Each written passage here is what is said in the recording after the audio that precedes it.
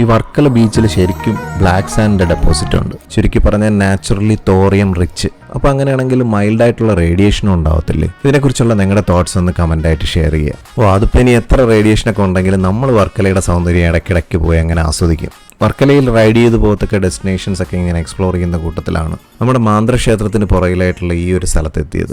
എന്തൊരു മനോഹരമാണെന്നറിയാം ഈ സ്ഥലം. ഈ ക്ലിഫിലൂടെ ഇങ്ങനെ റൈഡ് ചെയ്ത് പോകുക എന്ന് പറയുന്നത് ഏതൊരു വർക്കലക്കാരൻ്റെയും സ്വകാര്യ അഹങ്കാരമാണ്. പിന്നെ ക്ലിഫിലൂടെ റൈഡ് ചെയ്യുമ്പോൾ വളരെ ശ്രദ്ധിക്കണം. എപ്പോഴും റോഡുള്ള സ്ഥലങ്ങളിൽ മാത്രമേ റൈഡ് ചെയ്യാവുള്ളൂ. ബാക്കിയുള്ള സ്ഥലങ്ങളിലൊക്കെ അപായ ബോർഡ് അവർ എഴുതി വെച്ചിട്ടുണ്ട്. കാരണം ഈ മഴയൊക്കെ നനഞ്ഞ് കിടക്കുന്നതുകൊണ്ട് തന്നെ ക്ലിഫ് ഏത് സമയത്തും ഇടിയത്തൊക്കെ ഒരു സാധ്യതയുണ്ട്. ക്ലിഫ് ഇടിയുന്നത് കൂടാതെ മറ്റൊരു ഡേഞ്ചർ കൂടിയുണ്ട്. വാഹനത്തിലൊക്കെ റൈഡ് ചെയ്ത് പോകുന്ന സമയത്ത് ഭയങ്കരമായിട്ടുള്ള ക്രോസ് വിൻസ് ഉണ്ടാവും. ഇപ്പോൾ ഈ ക്ലിഫിന്റെ സൈഡിൽ വരുന്ന ഈ ഒരു ക്രോസ് വിൻഡിന്റെ അഡ്വാൻറ്റേജ് എടുത്തുകൊണ്ടാണ് ഇവിടെ പാരാമോട്ടറിങ്ങും പാരാ ഗ്ലൈഡിങ്ങും ഒക്കെ കണ്ടക്ട് ചെയ്യുന്നത്. അപ്പോൾ അതുകൊണ്ട് ക്ലിഫിലൂടെയൊക്കെ റൈഡ് ചെയ്യുന്നവർ വളരെയധികം കെയർഫുൾ ആയിരിക്കുക.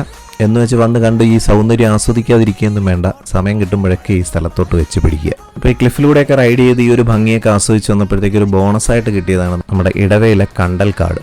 ദൂരെ നിന്ന് ഈ പള്ളി കാണുമ്പോഴത്തേക്ക് എനിക്കൊരു വലിയ നൊസ്റ്റാൾജിയ ഉണ്ട്. പണ്ട് സെൻട്രൽ സ്കൂളിൽ പഠിക്കുന്ന കാലത്ത് സെൻട്രൽ സ്കൂളിൽ ആകെ 2 ബസ്സാണുള്ളത്. അപ്പോൾ ഞങ്ങൾ വക്കത്ത് പോയേണ്ട കുട്ടികളെ കൂടി ഇടവ കാപ്പിൽ ആ ഒരു റൂട്ടിലോട്ടുള്ള ഫസ്റ്റ് റൗണ്ട് കഴിഞ്ഞതിന് ശേഷമാണ് ഞങ്ങളുടെ വീട്ടിലെത്തിക്കുമായിരുന്നത്. അപ്പോൾ അത് യാത്രയ്ക്ക് കുറച്ച് ഹെക്റ്റിക് ആയിരുന്നെങ്കിലും ഞങ്ങൾ ഈ കാഴ്ചകളൊക്കെ കണ്ടങ്ങനെ അടിച്ചു പൊളിച്ച യാത്ര ചെയ്യുമായിരുന്നത്. സോഷ്യൽ മീഡിയയിലൊക്കെ വളരെ ട്രെൻഡിങ് ആയിട്ടുള്ള ഒരു സ്പോട്ടാണ് ഇടവയിലെ ഈ ഒരു കണ്ടൽക്കാട്. ഇപ്പോൾ ഈ കണ്ടൽക്കാട് അഥവാ മാംഗ്രൂവ്സ് ഇത് പരവൂര് കാപ്പില സൈഡുകളിലൊക്കെ ശരിക്കുണ്ട്. പലതും വെച്ച് പിടിപ്പിച്ചതാണെന്നാണ് ഞാൻ മനസ്സിലാക്കിയത്. അപ്പോൾ അത് വെച്ച് പിടിപ്പിക്കാൻ ആ ഒരു ഇനിഷ്യേറ്റീവ് എടുത്ത എല്ലാവർക്കും അഭിനന്ദനങ്ങൾ. ഞാനിത് പറയാൻ കാരണം ഈ കണ്ടൽക്കാട് വെച്ച് പിടിപ്പിക്കാനായിട്ട് പലരും ഒരു വൈമുഖ്യം കാണിക്കുന്നുണ്ട്. അതിന് കാരണം മറ്റൊന്നുമല്ല, ഒൺസ് ഇത് വെച്ച് പിടിപ്പിച്ചു കഴിഞ്ഞാൽ ഇത് മുറിച്ചു മാറ്റാൻ പാടില്ല. അതിന് ഗവൺമെന്റിന്റെ സ്ട്രിക്റ്റ് നോംസ് ഉണ്ടെന്നാണ് ഞാൻ മനസ്സിലാക്കിയത്. കാരണം ഇതൊരു എൻഡേഞ്ചേർഡ് സ്പീഷീസ് ആണ്. മാത്രമല്ല ഇതിന്റെ ഒരു സോയിൽ ബൈൻഡിങ് നേച്ചർ കൊണ്ട് തന്നെ പ്രകൃതിക്ഷോഭങ്ങളൊക്കെ അതിജീവിക്കാനുള്ള ഒരു കരുത്ത് ഈ ഒരു ചെടിക്കുണ്ട്. ശ്രദ്ധിച്ചു നോക്കിയതിന്റെ ആ വേരുകളെല്ലാം ആലിന്റെ പ്രോപ്പർ റൂട്ട്സ് പോലെ ഇങ്ങനെ വന്ന് വെള്ളത്തിൽ ഇറങ്ങിയിരിക്കുക. അപ്പോൾ നിങ്ങൾ വർക്കല സന്ദർശിക്കുന്ന സമയത്ത് നോർത്ത് സൈഡ് ഓഫ് വർക്കലയാണ് ഈ സ്ഥലം. ഇപ്പോൾ ഇടവയായിരുന്നാലും കാപ്പിലായിരുന്നാലും അവിടെയൊക്കെ ഉള്ള മാംഗ്രൂവ്സും അവിടെ ഉള്ള കാഴ്ചകളൊക്കെ നിങ്ങളൊന്ന് ആസ്വദിക്കുക.